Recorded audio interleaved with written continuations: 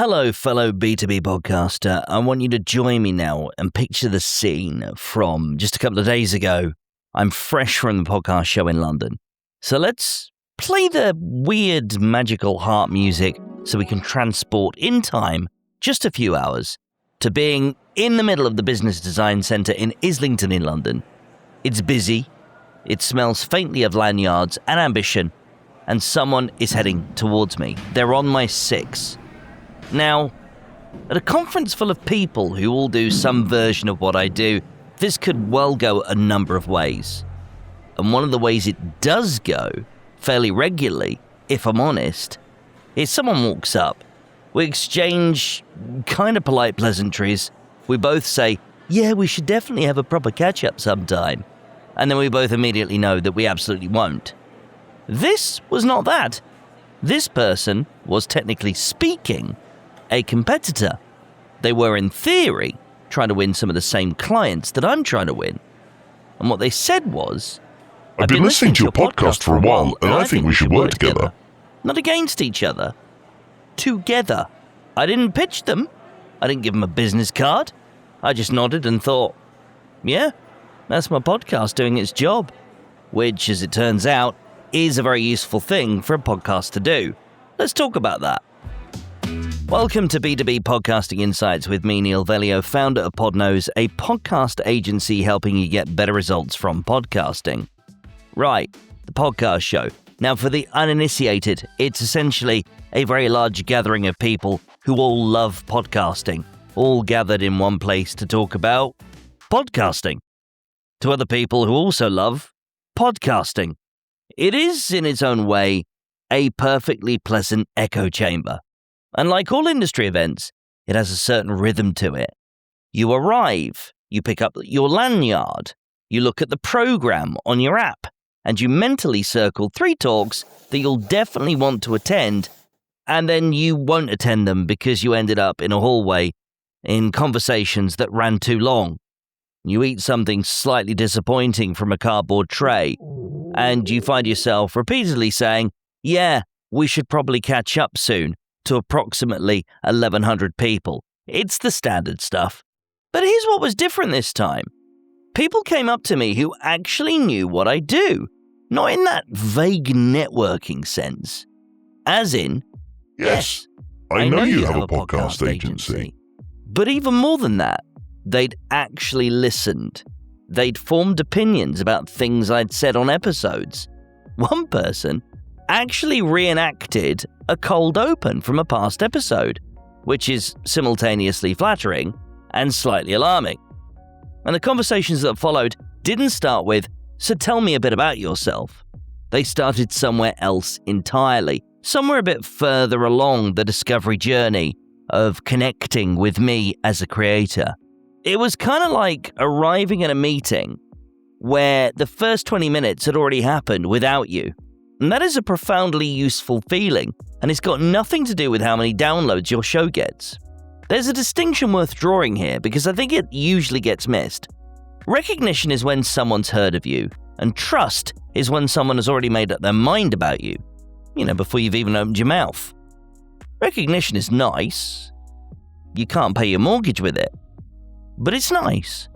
Trust, on the other hand, is the thing that changes how the conversation begins, and therefore how it ends. And what was happening at the podcast show wasn't just recognition, it was trust preloaded. And I didn't build it by attending the conference. I built it by consistently making something useful for the right people over time. Simple in principle, but surprisingly rare in practice. Here's a question that I promise is far more interesting than it sounds. If your main competitor sat down and they listened to your entire podcast, i.e.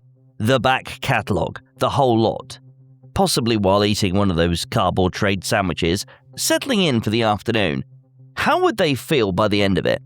Threatened? Slightly impressed? Or even a bit rattled? Or would they just feel fine? If the honest answer is fine, well then that's useful data. Because a competitor who listens to your podcast and feels nothing is a competitor who has absolutely no reason to come and try and track you down at a conference and suggest that you work together. They'll just go and get their own sandwich, continue with what they were doing before, and not give you or your show another thought.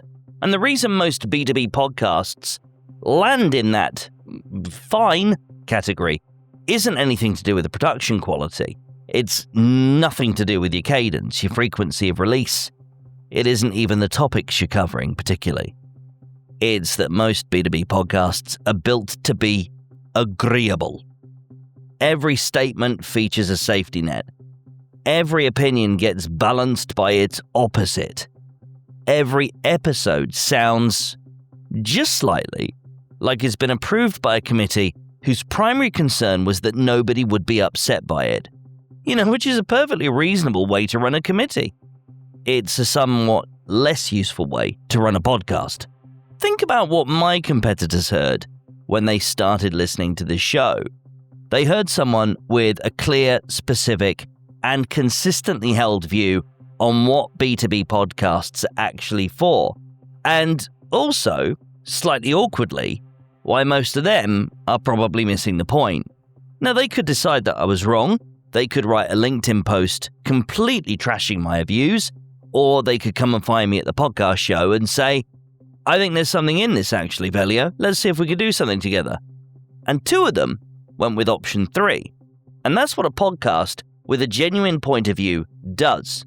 Not to everyone. Not every competitor is going to want to become a collaborator. Frankly, that would be exhausting.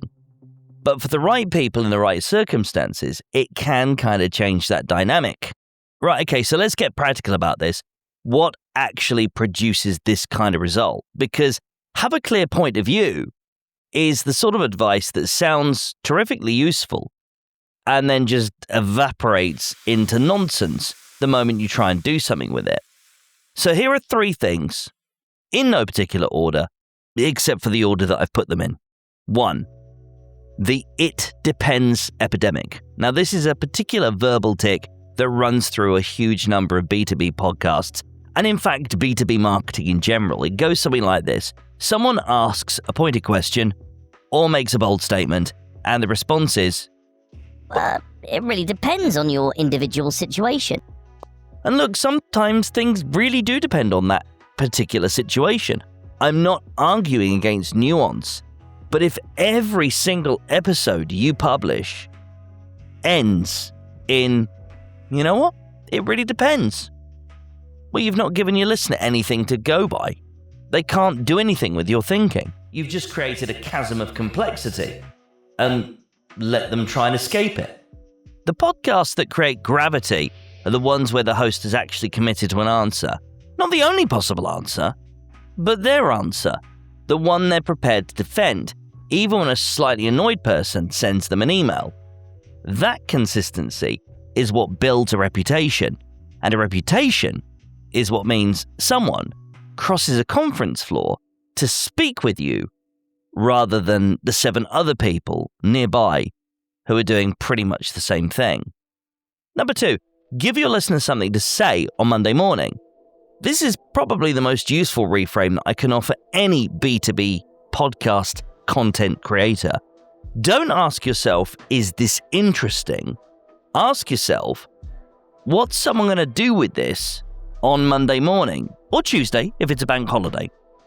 Specifically, what I mean is, can they take something from your episode into an internal meeting and then reference it? Can they say, look, boss, I've been listening to this show, and the argument they're making about X is exactly what we've been getting wrong. Can they use it to explain something to their team, or justify a decision to their CFO, or articulate a problem that they've been unable to deal with for the past 6 months? If the answer is yes, the podcast is pulling its weight. If the answer is, well, it's an interesting listen, well, so is a documentary about deep-sea creatures. It doesn't mean anyone's going to reference dolphins during a procurement meeting. Number 3, sound like yourself consistently. The compounding effect of a podcast is entirely dependent on sounding like the same person, holding the same underlying views, making the same essential argument, just from different angles with different examples over time. If your show sounds noticeably different every few months, depending on what conference you've recently been to, or what business book you've just finished reading, or what podcast you've just finished listening to, then you're not building a body of work, you're just building a mood board. And when someone listens to 6 months of a podcast and can predict broadly how you'd approach a problem they haven't heard you discuss yet, well, that's the moment you become a resource rather than just a show. And resources are the things people mention to colleagues, and they reference them in meetings. And you know what? They occasionally use them as the basis for walking across a conference room and asking if there's a way to work together.